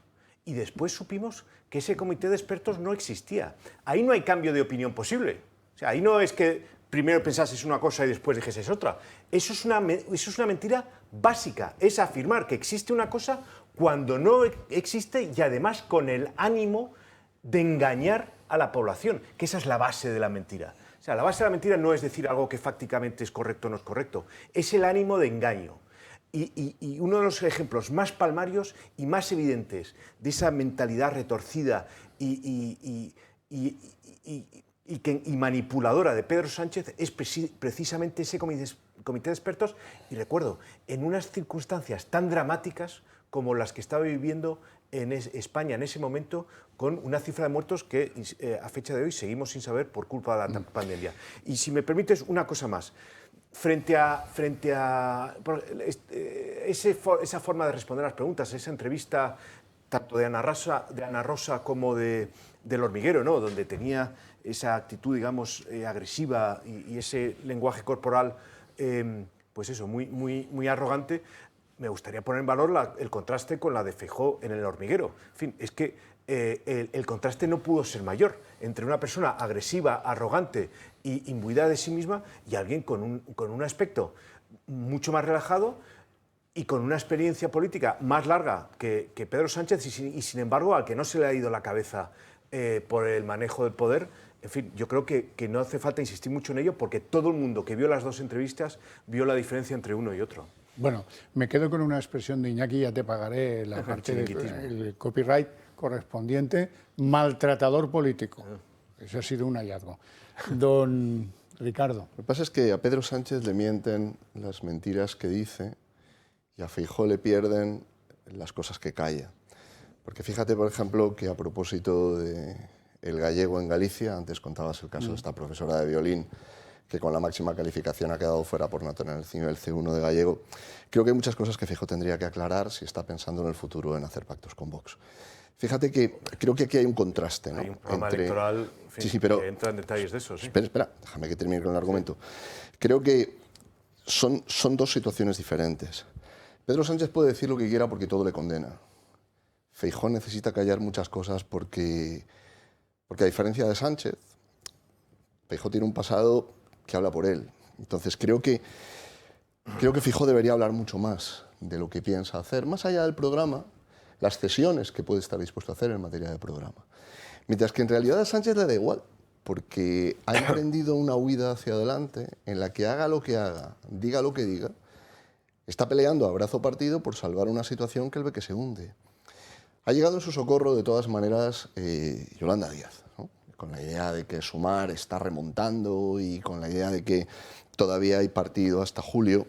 Y esto me parece todavía más grave, porque están tratando de movilizar a una parte del electorado de izquierda, completamente desmovilizado, en cierto modo decepcionado y desmoralizado por lo que han visto. Hay que pensar que a Irene Montero la excluyen por el resentimiento que genera en el electorado de izquierdas, por no hablar de la compañía de Irene Montero, ¿no? Estoy pensando, por ejemplo, pues en Ángela Rodríguez Pam y en estas personas de las que se rodeó.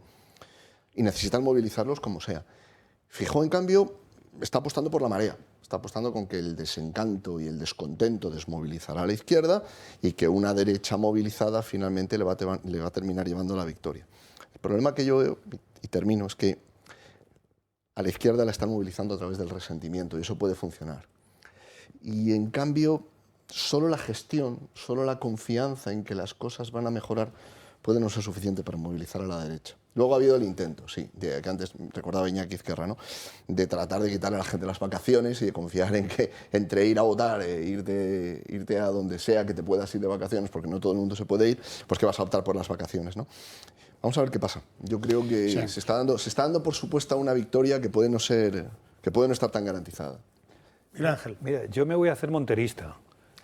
Sí, me voy a hacer por una razón, porque es que, estoy absolutamente en contra de todas las políticas que ha hecho, evidentemente, pero me voy a hacer monterista por una razón, porque es que... Mientras no te hagas montonero... Bueno, vale, efectivamente.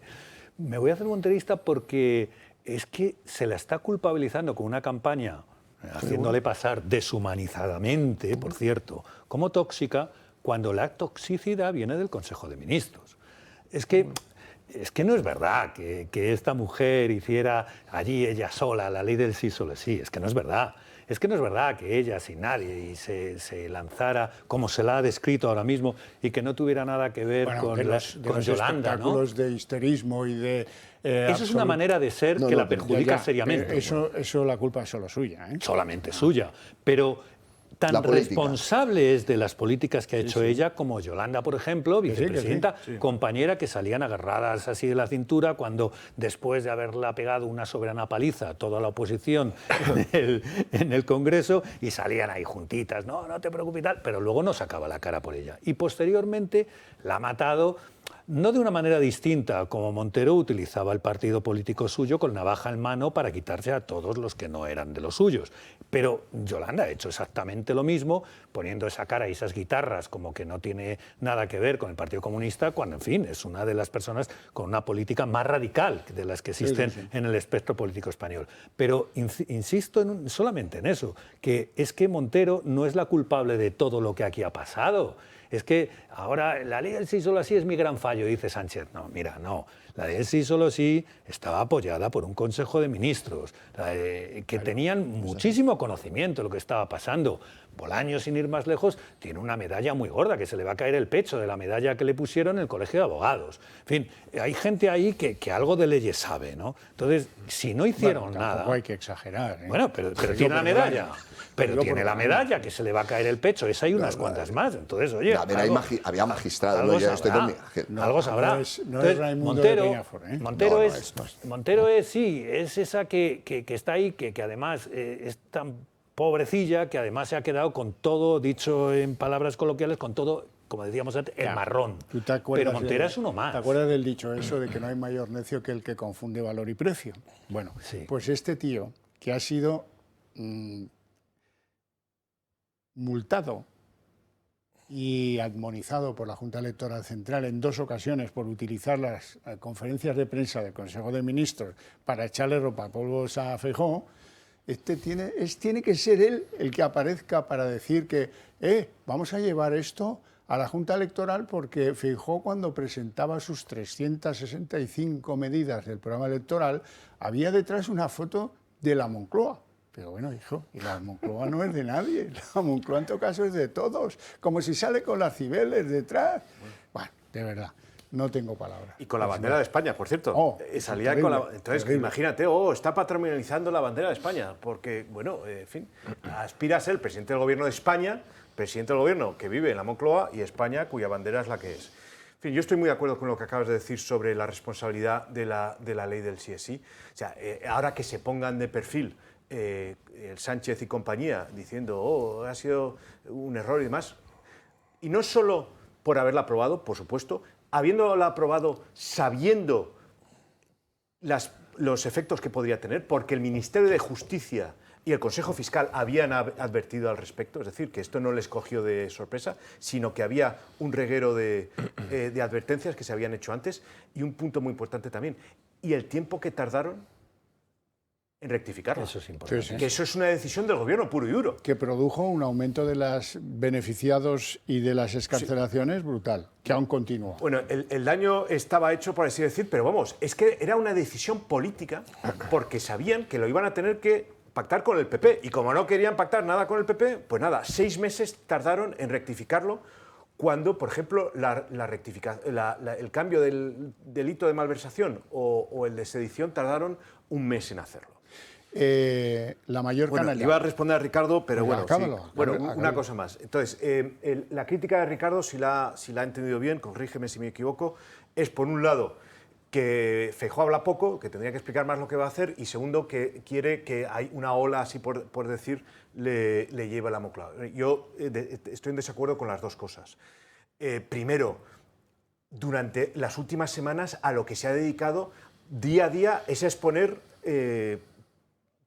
iniciativas que están ahora incluidas en el proyecto, en el programa electoral. O sea, es que se ha ido sector por sector, sea la agrícola, sea el ¿En cultural, las lenguas autonómicas? sea ¿En la las economía. lenguas autonómicas? ¿Las demás autonómicas? No, en las lenguas autonómicas, porque Bueno, lo de Galicia yo te lo he digo, hecho, vale, bueno, pero la ¿Tú estás crítica de es que acuerdo está con hablando eso? poco. Entonces, si quieres centrarlo exclusivamente en esto, bueno, No. pues podemos... Pero yo, Es un como modelo de presidente del gobierno, sociedad. va a tener responsabilidades en todos los aspectos de la política nacional. En ¿Tú todos. crees que va a desmontar Y yo los creo que- chiringuitos y que lingüísticos? lleva diciéndolo pues durante muchas semanas. O sea, que acusarle de hablar poco me parece que es injusto, y también pensar que es una ola que le va a llevar tampoco es así. Bueno, en fin, pero bueno, seguimos polemizando Bien, si quieres. ahí queda abierto ese frente, luego podéis volver a él si queréis, ningún problema. Yo lo que tengo que decir es algo importante. Si el PSOE hubiera entendido el lío en el que se metía con la ley del solo sí es sí, oye, llevamos 117 excarcelaciones. Es que no puede haber 117 policías que se dedican a atender los miedos de esas 117 personas, algunas mujeres y otras niños, porque también han sacado a muchos pederastas de la cárcel. Sobre todo. Pero no han querido. ¿Saben lo que hacían? Es que esto es para que ustedes tengan claro cómo es este gobierno. Alguien les llamaba del Ministerio del Interior para ver si querían, ponían a su disposición una tobillera, una pulsera de tobillo, para que la policía supiera dónde estaba la víctima. Dice, oiga, ¿y a mí eso de qué me sirve si vuelve a venir ese tío que me agredió? Hombre, sabremos dónde está. Y es que hay que ser muy zoquete y muy malo. Las dos cosas al mismo tiempo y por el mismo orden. Bueno, vamos a ver, hablemos de encuestas un poco. Le hemos pedido a la compañera Ana Angelova que tomara las encuestas, algunas de las más corridas durante la semana, y las comparase con las conclusiones que saca el CIS de José Félix Tezanos. Conclusión, pues otra vez, me parece que el día 24 vamos a echar todos unas risas a cuento de los datos absolutamente prodigiosos del señorito Tezanos. Buenas noches. Parece que se van perfilando ya los posibles resultados de las dos opciones de gobierno tras el 23 de julio. Por un lado, la opción del PSOE y de Sumar, que contaría también con algunos de los partidos que conformaron ese gobierno Frankenstein. Y la otra opción, ¿cuál es? La del Partido Popular y de Vox, que pondría fin a la era del sanchismo. Vamos a repasar algunas de las encuestas publicadas a principio de semana. Aquí tenemos 3. en este caso del Confidencial, de La Razón y del Español. Las tres coinciden en estos tres pilares. El Partido Popular y Vox superan esa mayoría absoluta de 176 diputados. Vox está, como ven, bastante por encima de los 30 diputados, incluso llegaría a los 40, y Sumar se queda como cuarta fuerza política. ¿Pero qué pasa a mitad de semana? Pues que Tezanos lanza su CIS, su cocina particular, y rompe por completo con estas tendencias que veíamos. Aquí el Partido Popular gana, sí, pero fíjense, únicamente por 2 décimas al PSOE, y no sumaría con Vox. Vox, por su parte, no llega ni de lejos a esos 30 escaños. La horquilla máxima se quedaría en 29 y Sumar se dispara como tercera fuerza incluso hasta los 50 diputados, pero también es verdad que el CIS indica que los socialistas ganarían en Ávila o en Segovia. Recordamos que allí el 28 de mayo el Partido Popular les dobló en votos. Así que hay quien no se fía mucho de cómo se han cocinado estos datos, Xavier. Pues efectivamente, Ana, eso es lo que ofrece Tezanos, cómo hacer que parezca que puede haber una hipótesis de que gane el bloque de la izquierda. Pues tenemos que hacer inflar como sea lo de Sumar. Sumar en todas las otras encuestas, o la mayor parte de ellas, tiene un techo de 32, aquí un techo de 50. Y con eso apañamos. Bueno, pues sí, pero no cuela. Este es el viejo truco. Este lleva una trayectoria de éxitos en Andalucía, en Castilla y León, que yo creo que este será el definitivo, el último, porque ¿saben que Feijóo? Mira, en una de las cosas en las que ha sido concreto y duro, dice que en el primer Consejo de Ministros, si él gobierna, Tezanos se vuelve a la Secretaría del PSOE, deja el CIS, por tanto. Bueno, Iñaki, ¿cómo ves estas? Bueno, en general las encuestas. Es absurdo todo esto de las encuestas, absurdo es que no se puedan hacer unos días antes de las elecciones, absurdo es que les tengamos casi una fe ciega, porque nos tienen demostrado que en este es un país en el que la gente, para sobrevivir, tiene en muchos casos que ocultar su voto. Lo que le pasa a Vox cada vez que hay encuestas y luego dicen todos, ¡ah, qué sorpresa! Bueno, claro, porque la gente no está a gusto diciendo que va a votar a Vox, pero luego lo hace. Sí, lo de Tezanos, pues, hombre, él quiere hacer de Sánchez el CIS campeador, o sea, va a ganar después de muerto. Va a ganar después de muerto, o sea, en fin, creo, hombre, por un lado tampoco está mal que la gente, que los votantes se asusten, o sea, quienes queremos que se vaya Sánchez de una vez y que sea un recuerdo una pesadilla a recordar, pues simplemente a recordar, pues quizá consigan con esto movilizarnos.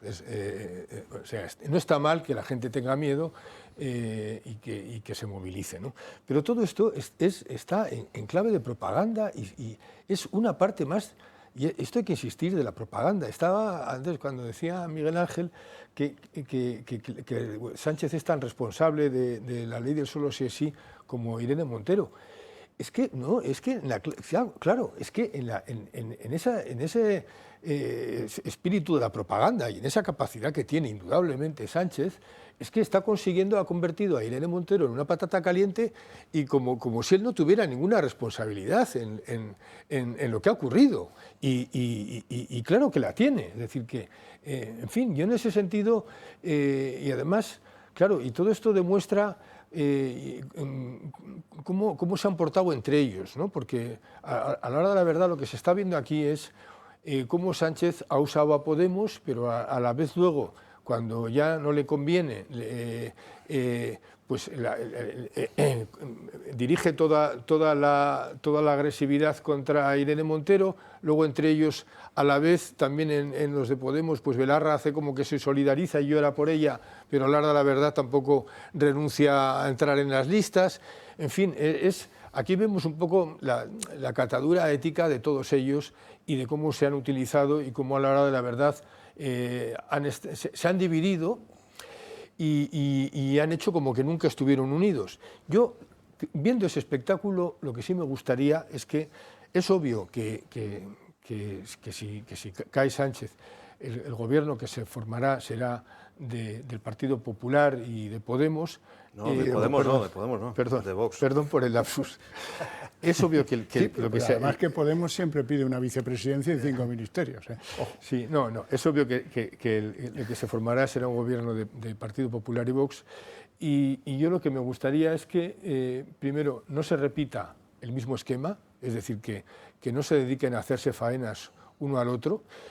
Y la mejor manera de que no se repita ese esquema que se ha repetido, que hemos visto, este espectáculo que hemos visto del Partido Socialista con los comunistas y con los de Podemos, en fin, que ese espectáculo que hemos visto, ya digo, no se repita en la legislatura que se inicie con el Partido Popular y con Vox. Y la mejor manera de que no se inicie eso y de que no tenga ese signo sería que en esta campaña se ayudaran.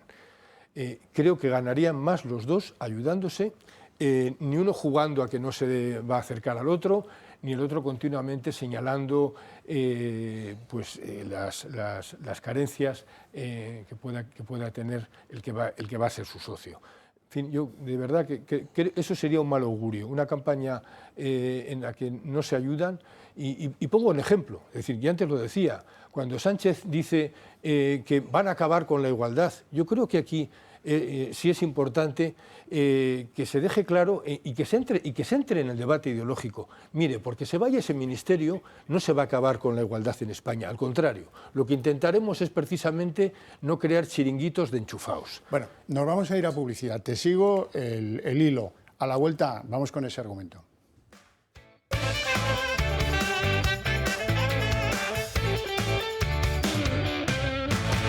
Bueno, a instancia de don Iñaki Ezquerra, vamos a ver, ¿serán capaces de ponerse de acuerdo? Dado que las encuestas ya han trazado lo que el Partido Popular sacará entre 140 y 150, más o menos, y Vox sacará pues alrededor de 40. ¿Eso da mayoría absoluta? Sí. ¿Serán capaces de ponerse de acuerdo? Yo les voy a hacer una apuesta.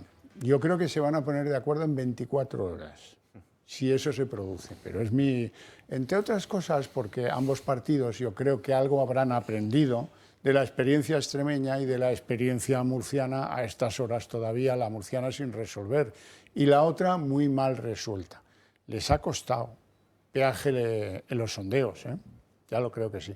Bueno, vamos a ver, no es que cambien mucho las cosas en una semana en materia de compromisos, de pactos, pero sí hay algunos datos que hemos querido leer entre líneas que apuntan hacia un encuentro irremediable, pero que nos es de máxima necesidad a todos. Los pactos siguen marcando el curso político. Feijóo continúa en las suyas e insiste en una mayoría para gobernar en solitario. Tanto es así que se abre a llamar a los varones socialistas para convencer a Sánchez y favorecer así su investidura. Pero sus tumbos ya son más que evidentes. El líder de los populares califica al PSOE de socio preferente y a las pocas horas se abre a pactar con Vox. Con los partidos que respetan la Constitución se puede gobernar, se puede pactar. A veces es obligatorio pactar porque no hay ninguna alternativa salvo repetir de forma permanente las elecciones hasta que el PSOE gane. ¿Vox respeta la Constitución, según usted? Sí, respeta la Constitución. Hay cosas en las que parece ser que no le gustan mucho. Sánchez, por su parte, no ha vuelto a manifestarse, pero esto para él es un asunto más que cerrado. El presidente del gobierno descarta abstenerse para que Feijóo gobierne en solitario. Desde Vox evitan pronunciarse sobre escenarios que todavía no se han producido. Yo creo que es un planteamiento precipitado, entre otras cosas porque me da la sensación de que algunos están vendiendo la piel del oso antes de cazarlo. Lo digo porque veo al señor Feijóo un poco despistado estos días y me preocupa haciendo un planteamiento sobre la posibilidad de gobernar con 150 escaños y prácticamente emitiendo decretos antes de gobernar. Pero Santiago Abascal lo tiene claro. Lo importante es echar a Sánchez de la Moncloa y construir una alternativa, por lo que aún mantiene la mano tendida a los populares. Desde luego nosotros vamos a tender la mano para construir la alternativa y vamos a tender la mano al Partido Popular. Nuestra posición, aunque esta pregunta pueda resultar insuficiente, es mucho más clara que la del Partido Popular. Y todo esto en plena campaña electoral. Una salvedad, una nota a pie de página, lo digo por si Feijóo ve el programa, cosa que no me extrañaría. A mí tampoco me gusta la Constitución tal como está redactada, y eso no es nada grave, ¿no? Es legítimo que no te guste algo de la Constitución. Solo al tonto que es tonto integral, le gustan las cosas al 100%. Pero ¿quién no haría cambios en la Constitución española? Fijó, yo cuando hablo de alguien que va a ser aliado mío no voy a señalar que, bueno, a lo mejor la basura no la clasifica bien, ¿eh? Es vecino, sí, sí, pero a lo mejor pone los plásticos donde tiene que poner la no sé qué. No, esto no es de recibo. Cambios en la Constitución. Todos los españoles debiéramos llevar en el bolsillo una lista que empezase por la ley electoral, por la representación que tenemos en eso que se reparte el día 23, si acaso por esos varones que van a dormir a la cárcel una noche por una denuncia a veces injusta de abogadas y abogados que le dicen a sus clientes, denúnciale por violencia de género que no tienen más que ganado. Eso es constitucional. Yo me dejaría un poquito de esfuerzo en mayor protección a la propiedad privada, que me parece que es bastante insulso. Y desde luego, mira, si te refieres al título octavo, yo le metía tijera, pero de verdad que le metía tijera al título octavo. Que tanta pasta, que tanto de sangre para la economía de este país ha significado este desastre de las 17 autonomías, con fuentes de gasto inagotable, de deuda perpetua, en fin, una cosa en la que no podemos continuar, porque no somos tan ricos. Y es que es una obligación, no es que uno quiera construir un Estado centralista, ni jacobino, no. Es simple necesidad para sobrevivir. Pero bueno, no creo que sea tan importante. A lo que vamos, los pactos. ¿Va a ser posible un pacto fácil después? ¿Algo habrá servido todo esto de Extremadura y de Murcia y de todo eso, Percival? Bueno, planteamiento principal de la cuestión, en mi opinión. ¿Hay una mayoría de españoles que quieren que Sánchez desaloje la Moncloa? En mi opinión, sí. Y las urnas creo que lo van a demostrar. En terminología acuñada por el PP es la derogación del sanchismo, Vox lo dirá de otra manera, son partidos distintos, están de acuerdo en ciertas cosas, están en desacuerdo en otras cosas, pero la cuestión de fondo, que es acabar ya con esta pesadilla del sanchismo en España, es algo que les une y que, insisto, une a una mayoría de españoles. En esto me gustaría insistir en algo que decía antes Iñaki, que es, las encuestas no sé si van a acertar o no van a acertar, pero una cosa muy importante que trasladan es que no hay que confiarse y que Dios sabe que estando en el gobierno el Partido Socialista pues tiene muchos poderes de los que poder tirar para favorecer sus intereses y por lo tanto hay que ir a votar el 23 de julio o hay que mandar el voto por correo. Recuerdo que hasta el 15 de julio se puede pedir el voto por correo y hay que asegurarse de que la voz de la persona, en este caso me gustaría insistir en ello, los que quieren acabar con el sanchismo en España, se escuche y que las encuestas nunca dejen llegar a que nos relajemos. Si se va a llegar a un acuerdo, yo creo que si se ha llegado a acuerdos en otras partes de España, en Baleares, en Extremadura, en otros sitios, en Valencia, en Aragón estaban en ello, ¿cómo no se va a poder hacer a nivel español? Y en Castilla y León, que fue el primero. En Castilla y León, que fue el primero, y bueno, pues yo creo que, como decía antes don Javier, ya empieza a haber una experiencia acumulada de los dos partidos para negociar entre sí. La aritmética parlamentaria va a ser clave, no es lo mismo, no sé, 150-40 que 160-30 o 25, evidentemente no será el mismo planteamiento, pero que habrá voluntad, yo creo que sí. Ricardo. Lo que pasa es que los pactos autonómicos han estado muy condicionados también por los propios líderes autonómicos, ¿no? Y los pactos nacionales estarán condicionados por los líderes nacionales. Hay aspectos en los cuales Vox y el Partido Popular tienen un espacio común, ¿no? Por ejemplo, en economía. Sin embargo, hay otros donde las diferencias son profundas y hay un condicionante. El votante de Vox es alguien que está cansado de votar a la derecha para seguir teniendo políticas de izquierda. Y en este sentido es un votante exigente, porque no está dispuesto a entregar los votos gratis y no está dispuesto a ser el único que ceda. Y creo que aquí es donde puede venir el punto de choque, ¿no? Aborto, eutanasia, PIN parental, la cuestión de las lenguas y las políticas nacionalistas en las comunidades autónomas. Claro, esto es algo que de alguna manera le pone plomo en las alas a Feijóo cuando se trata de sentarse a hablar con Vox. Porque en el caso de Galicia, Feijóo ha sido el artífice de estas políticas y el que las ha mantenido durante años.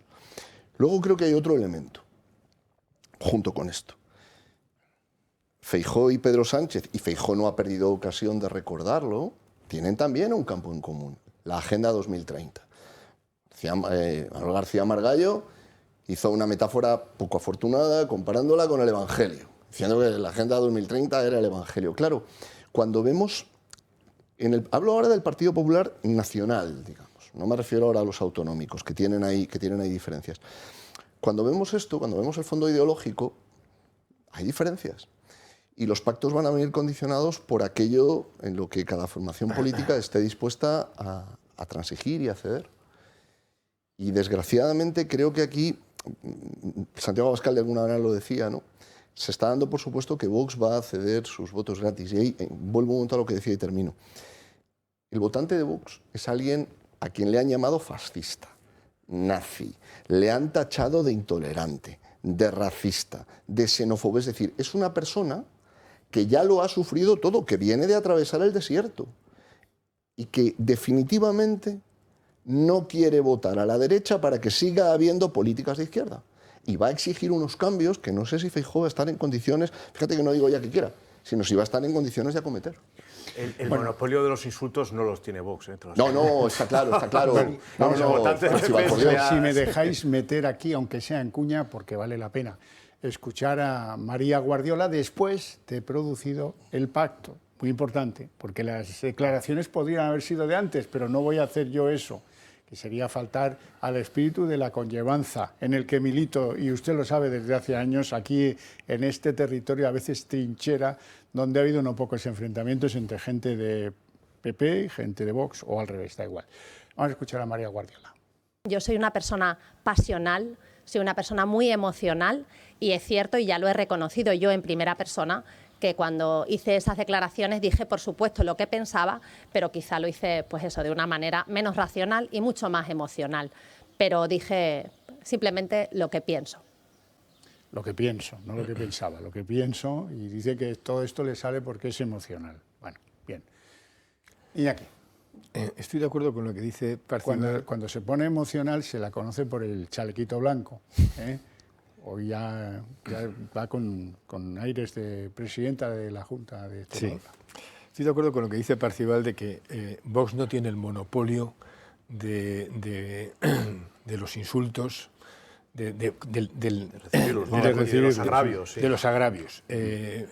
Y lo digo yo porque los años que estuve hasta mis 50 años en el País Vasco, y cuando apoyaba al Partido Popular, y antes, cuando apoyé al Partido Socialista, y me parecía, en los años 90, que me parecía que todavía era una alternativa frente al nacionalismo, lo de fascista y todo esto, esto existía hace mucho. Iba de suyo. Iba de suyo. Sí, sí. Así que quiero decir que en ese sentido, y la gente del Partido Popular se ha llevado muchas veces ese insulto. Precisamente por eso, creo que no debe en ese sentido ni el Partido Popular aceptar lo que se está diciendo contra Vox, ni Vox, ya digo, marcar esos terrenos presentando a los otros como la derechita cobarde y todo eso, porque no responde a la realidad. Yo creo que al final de lo que se trata no es de mirar al de al lado si respeta la Constitución, que está claro que sí. O sea, está claro que tanto el Partido Popular como Vox no han dicho nada que vaya directamente contra la Constitución. Pero, sin embargo, sí deberían los dos señalar aquellos puntos en los que tanto el Partido Socialista, no solamente Podemos y los comunistas, sino el propio Partido Socialista sí ha ido contra la Constitución. Es decir, que saltarse la separación de poderes, andar zarandeando al Poder Judicial, zarandear a la Corona, sacar una ley que cuestiona la propiedad privada con los ocupas, todo eso sí va contra la Constitución. En decir que eres comunista, o sea, y que estás defendiendo un orden que claramente no es el constitucional, claro que sí, contra la Constitución. Yo no conozco a nadie de Vox que me haya dicho que quiere traer aquí el movimiento nacional, y no sé lo que pensarán en sus casas. Es decir, que no sé si dentro de Vox hay falangistas. Lo que sí sé es que los que hay no han dicho eso en absoluto. Y lo que sí sé es que a la hora incluso de mostrar de mostrarse identificados con políticas que a mí no me gustan y con discursos que a mí no me gustan, con respecto, por ejemplo, a la inmigración, pero se han cuidado, y esto hay que decirlo, han cuidado el lenguaje, es decir, que desde Vox se cuida ese lenguaje. Y hay que agradecerles que han sacado del olvido algunos temas al debate político de este país que eran tabú. Claro. Y por ejemplo, temas que sí podría señalar tanto uno como otro, es por ejemplo en la cuestión del aborto. Es decir, aquí el Partido Socialista se va rectificando a sí mismo una y otra vez. Es decir, que la primera ley es en el 85, la de Felipe González, que atravesó todo el aznarismo. Y es una ley que no dio ningún problema. Pero luego resulta que viene Zapatero y cambia esa ley en el 2010. O sea, ¿qué está cambiando? ¿Lo que hizo Felipe González? ¿Qué pasa? ¿Que Felipe González iba contra la libertad? Y ahora resulta que llega Pedro Sánchez y en el 2023 vuelve a cambiar lo que había cambiado Zapatero. Entonces, ahí sí hay un tema para decir, ¿ustedes en qué carrera están? Pero además están en una carrera contra sí mismos. Es decir, que ¿y qué quieren presentar? Como que antes no había libertad y ahora la traen ustedes. Pero aquí es que es curioso, porque la trae el último y la trae, ya digo, en lucha contra su propio partido. Más fresca, Iñaki, la trae más fresca. La lechuga siempre es la más fresca. Entonces, esas cosas y esas contradicciones sí se pueden señalar. Es decir, que, por ejemplo, pues eso, en el caso de la ley felipista, era una ley que despenalizaba el aborto. Bueno, pues hay muchas personas que pensamos que no queremos que nadie entre en la cárcel por esa cuestión, ni que nadie se someta a unos curanderos que le pueden hacer perder la salud por esa cuestión, pero que tampoco estamos por reconocerlo como un derecho. Es decir, y no nos parece una gran conquista social. Nos parece que hace falta unas leyes que despenalicen y como un mal menor ante algo que no nos gusta. Es decir, que entonces nos conformaríamos con esa ley que ya digo que viene del 1985. Y que hay que remediar buscando nuevos horizontes. ¿Perdón? Que hay que remediar el problema buscándole nuevos horizontes. Nuevos horizontes, sí, de acuerdo. Lo que pasa es que, fíjate, Iñaki, en España en este momento estamos en un punto en el que tenemos que decidir si se continúa optando por el mal menor o si se escoge el bien posible. El planteamiento de, bueno, es inevitable, dado que hay que tener una ley o dado que el aborto se va a dar, váyase a una ley de plazos, a una ley de supuestos, etcétera, distintos modelos, ¿no? Este probablemente sería el planteamiento de Feijóo. De hecho, Feijóo, al socaire de la sentencia del Tribunal Constitucional, decía que, bueno, que finalmente el aborto, a su juicio, es un derecho. La otra opción es buscar el bien posible. Y esto es algo que durante mucho tiempo la derecha no ha hecho. Es decir, la derecha asumía los consensos de la izquierda y trataba de aminorar sus daños, trataba de limitarlo, matizarlo. Mariano Rajoy estuvo años en el poder, no cambió la ley del aborto sustancialmente. No tenía consenso, decía. Bien, pero fíjate, la propia idea de consenso ya implica que estás asumiendo los postulados culturales de la izquierda, que es que tú no puedes, la derecha no puede utilizar legítimamente el poder político que ha adquirido para transformar la sociedad. El debate que tenemos ahora es si en lugar de optar por el mal menor, optamos por el bien posible. Y de alguna forma, esta va a ser el punto de encuentro deseable, pero en el que los dos partidos van a tener que sentarse y tratar de ponerse de acuerdo, el punto de acuerdo deseable entre el Partido Popular y Vox. Es decir, si se dejan de asumir los consensos progresistas y se trata de aplicar unas políticas o de desarrollar unas políticas que sean coherentes no con los consensos progresistas, sino con unos consensos conservadores. Si yo estoy a favor de la despenalización no es porque sea yo progresista, no, está claro, ni porque Iñaki, me apunte a la etiqueta progresista. No, si no lo digo que tú lo estés. Cuando hablo de mal menor me refiero a una realidad social que existe y que ponernos ahora a perseguir a toda mujer que aborte sería salirnos de las coordenadas de la Unión Europea. Pero fíjate, simplemente. Entonces, lo que está planteando Vox es, en ese sentido, y veo que hay un discurso de buscar justo las aristas y aquello en lo que podemos entrar en contradicción con el Partido Popular para evidenciar que no son coherentes. En fin, hay muchas cosas que se le pueden reprochar al Partido Popular. Hay muchas cosas que se le pueden reprochar al Partido Popular y yo seré el primero en reprochárselas. Pero precisamente ir buscando ahí con lupa a ver en qué podemos separarnos y en qué podemos... eso de verdad que me parece un error y más en esta campaña. Déjame aportar un pie de página a propósito del mal menor. Yo aprendí mucho de esto del mal menor en materia de aborto cuando me tocó profesionalmente cubrir un caso de un abortorio, varios abortorios en la ciudad de Barcelona, de un doctor llamado Morín. En la época de Zapatero. Caso judicializado, por lo cual sé cosas, porque me he leído pues, el sumario, si no, no las sabría. No es ni medio, varias cosas. La primera, no es ni medio normal que vengan a un abortorio en Barcelona muchachas holandesas. Esto era al revés, o británicas o francesas. ¿Por qué pasaba? Porque aquí nadie controla nada, porque se producían abortos de criaturas así. Por cierto que había una máquina para destrozarlos dentro del abortorio, cosa que es ya de un crimen de lesa humanidad. 2. Había fichas de clientas del doctor Morín que era su 8ª intervención. Esto, en fin, no entra en cabeza, ¿verdad?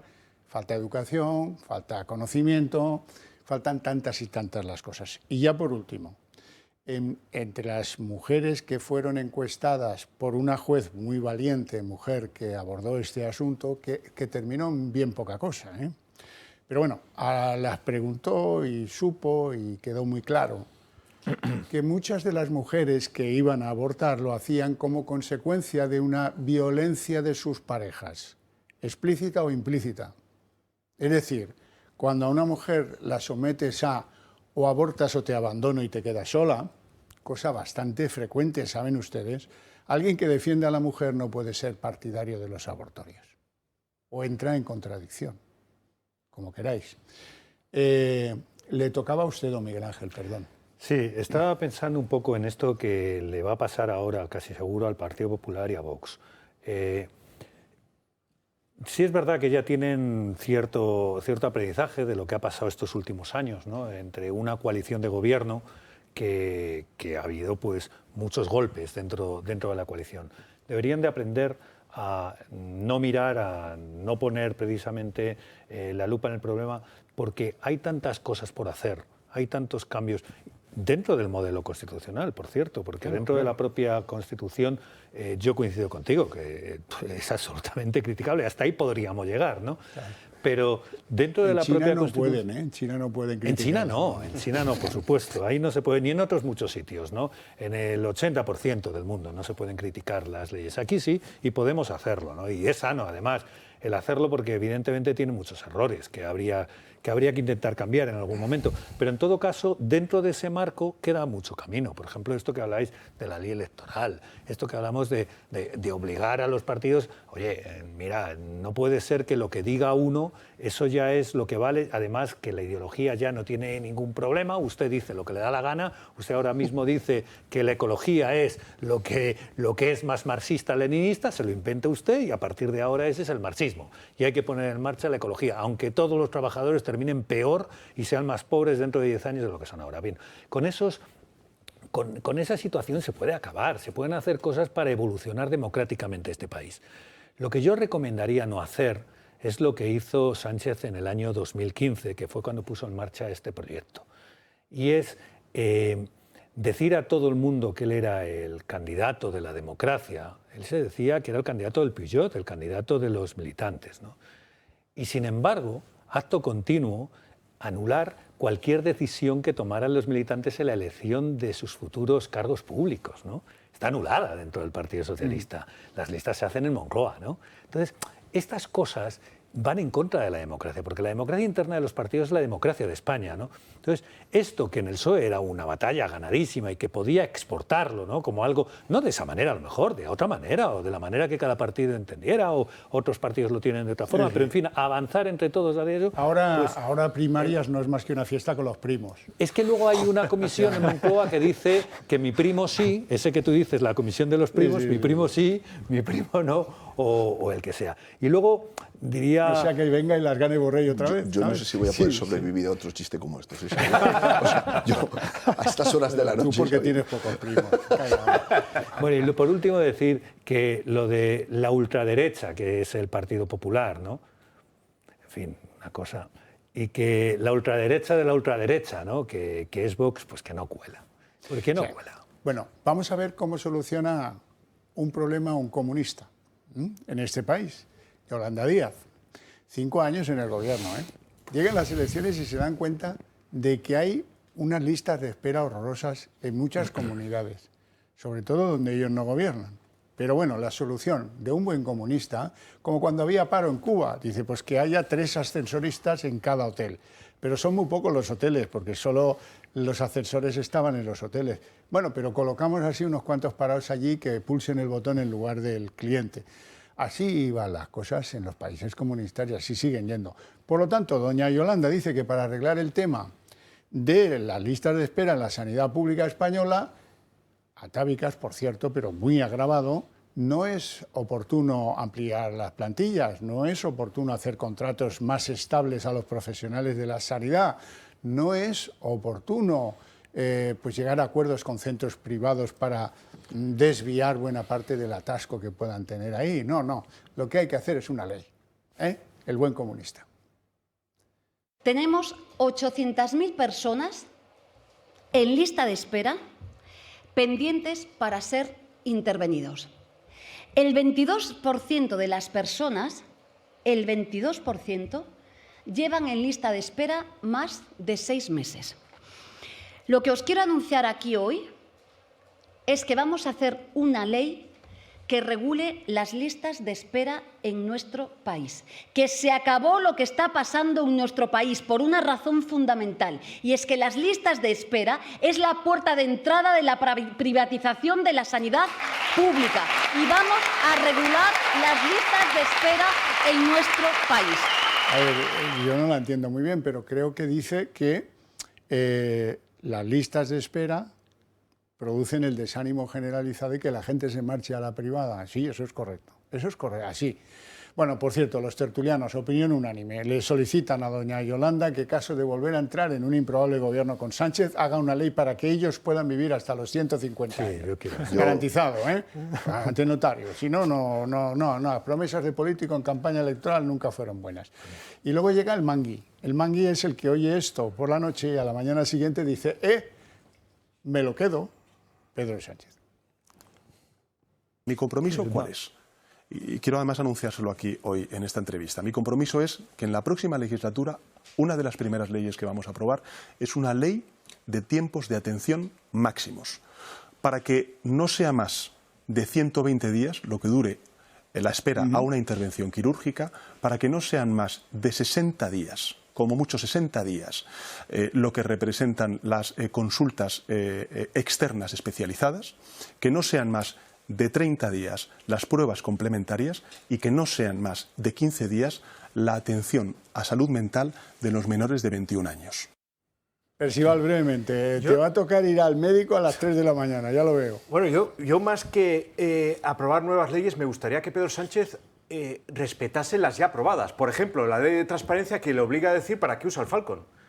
Mira qué cómodo es esto. O sea, las leyes que no existen las quiere crear, y las que sí que existen, por las cuales tendría que rendir cuentas, y lo hemos hablado antes, los viajes estos fantasmas del Falcon, eso no lo cumple. ¿Porque él lo vale? Ah, bueno, claro, es que él lo vale. Claro. Iñaki. El tema de la sanidad siempre se presta a muchas demagogias. Vamos a ver. Felipe González es el que trajo la sanidad universal. Y lo consideraban, y con razón, la joya de la corona, pero a la vez eso se consiguió a base de bajar los salarios a los médicos y además presumían de eso. Tenemos la mejor sanidad y encima es barata. Bueno, pues igual es que no tenía que ser tan barata. Entonces, ese es un problema que se arrastra y se arrastra desde esa época, y creo que pues desde luego no se arregla con decretos. Todas las socialdemocracias europeas han instalado copagos en casi todos los estamentos de la sanidad pública. Sí, pero luego se puede dar una situación, y esa la he vivido yo. Hace unos meses tuve un episodio de que tuve que ser hospitalizado, algo que superé, un contratiempo que superé, pero de repente me di cuenta de que no había camas en Madrid, y es verdad que no las había. Y es porque, como se habían llenado las de la pública, se estaban pasando, también estaban tomando las desde la privada. Y entonces te puedes encontrar con que te has pasado toda tu vida pagando un seguro, pero ese día no te pueden hospitalizar. Entonces, o sea, no se trata de hacer aquí demagogia, sí hay un problema con la sanidad, y lo hay, y es grave, pero desde luego, como no se arregla, es con decretos como la Yoli pretende. Que pongan a escribir la ley, al de la ley del solo sí es sí, que haga la ley de plazos en la sanidad y verás tú la que armamos. Bueno, no tenemos tiempo para más, lo dejamos aquí, yo me lo he pasado muy bien, espero que ustedes también, ese es el objetivo, y que vosotros cuatro, a los que agradezco mucho vuestra presencia y todavía más vuestras opiniones, pues os lo paséis bien el resto de fin de semana, lo que queda, como ustedes, y nos veremos el próximo fin de semana a las 10:30 de la noche aquí en el compromiso que tenemos con ustedes de Más se perdió en Cuba.